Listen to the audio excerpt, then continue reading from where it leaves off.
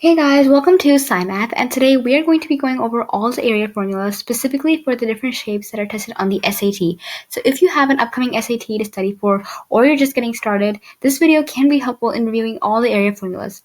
I will post more videos on the perimeter and volume formulas later. So without further ado, let's get started.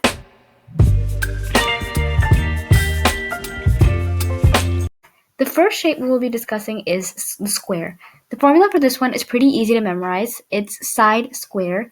In other words, side square just means side times side. And as a reminder, this formula is not given in the beginning of the math section, so it is best to have it memorized so that you don't struggle with it on test day.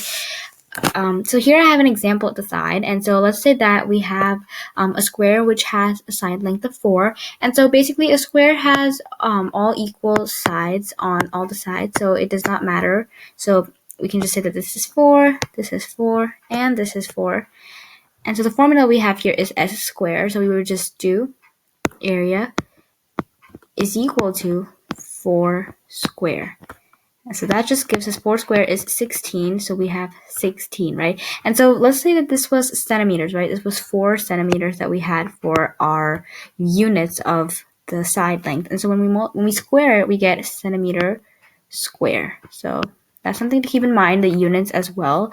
But here I just didn't have a unit, so it was just an example with numbers. But yes, if it was 4 centimeters or 4 meters, it would depend, and we would just square that unit. So yes, the answer here is 16 squares. That's an example of how you would solve it. Moving on to the next shape. Now, next shape is a triangle, and there are basically two types of triangles that we're going to talk about today in this video. The first one is the right triangle, so let's see what the area formula for that one is. It's going to be 1/2 times base times height, and so we know a right triangle is a right triangle when one of the angles in the triangle is 90 degrees. And so B stands for base, and H stands for height, not to be confused with hypotenuse.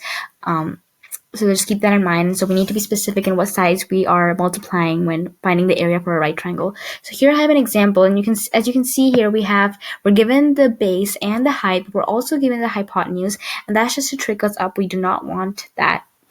We do not want that phi. We can essentially ignore it, sort of. So when we solve for the area, right, we will do 1/2 times base, which is 3, times height, which is 4. Right? And so first let's multiply the 3 and 4. So we get 1/2. 3 fours are 12. And when we do 12 times 1/2, which is essentially 12 divided by 2, we get 6. So our answer here for the area is 6 for the right triangle, right? And again, just to keep in mind the units as well as you solve for any problem. But here we're just doing it with numbers, so the answer is 6 for the area. Next, though, we're going to talk about equilateral triangles, and this formula is not often tested on the SAT. It's once in a blue moon the question tends to come up, and they ask you for the area of an equilateral triangle. And so the area for this is √3/4 times side square. And so in an equilateral triangle, all the sides have the same side length, so it does not matter which side you pick to put into the formula. You won't get a wrong answer because all have the same measure. But in a right triangle, you have to keep that in mind, not to take the hypotenuse, but to take the base and the height. So here I have an example, and we have that all the 3 sides are 2, and so we would just plug it into the formula. And so we would get area is equal to √3/4 times side square. So our side is 2, so 2 square, which is, sorry about that, 2 square. So we would get √3/4 times 4. And so essentially the 4 and 4 cancel out, and we're left with √3. And so do not be worried if you get a √3 as your answer. That's not, it's pretty common. It won't be like, so nothing to be like worried about that you missed something. It is the right answer. So √3 is your area for this example here. Next, though, this upcoming shape is a pretty important formula that you have to know, and that is of a circle. Its formula is pi r squared. So in this case, pi is just a constant. We do not have to worry about simplifying it further because on the SAT, the options will be given with pi joined together because they're not simplifying that pi further down, and you won't need to do that so for the SAT. But on your typical math classes, if your teacher wants you to, then definitely do that and simplify it down to the furthest. And so on SAT problems, they typically, most of the times they would they will give you r, which is the radius, but sometimes they won't, and they might give you the diameter. So in that case, you can find the radius by dividing that diameter value by 2. And so here I have an example of a circle which has a radius of 3, right? So a radius of 3. So we just plug it into the formula and we get a is equal to pi times 3, which is our radius, square. And so we end up with 3 squared is 9, so we end up with 9 pi as our area for this specific circle. And whatever the units may be, so if this was 3 centimeters for the radius, you would have 9 pi centimeters square as your area. So that's how you solve the area of a circle. Moving on, this shape is also frequently tested on the SAT through word problems or sometimes even directly. And so it's important to know the area formula of a rectangle. And it's pretty easy to memorize. It's just length times width.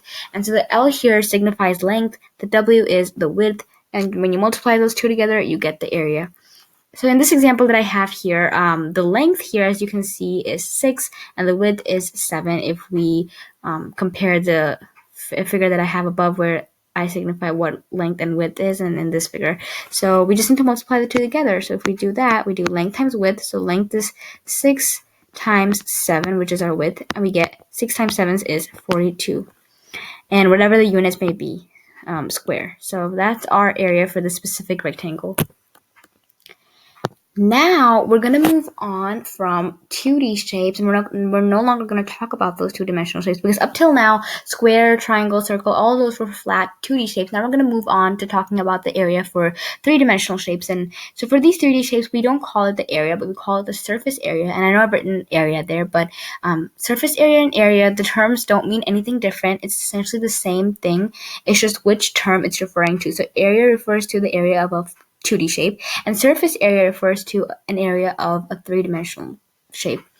So the first one we're going to talk about is the cube, and so the cube's formula is 6 times s squared. And so again, s here is just signifying the side length of the cube, and the reason, and not to be confused with the area formula for a square, and because it looks so similar to the square formula, is because if we were to open up this cube in like open it all up and make it 2D, we would essentially have a lot of squares that are making up this cube, right? Each side would be a square.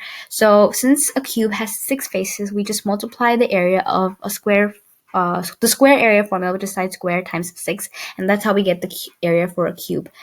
So here I have an example where one of the side lengths is 3, and so essentially we do for the area is we plug it into the formula, 6 times side, which is 3 square, right? 3 square, and so we get 6 times 9. 6 times 9. And so we just solve for 6 times 9, which is 54, right?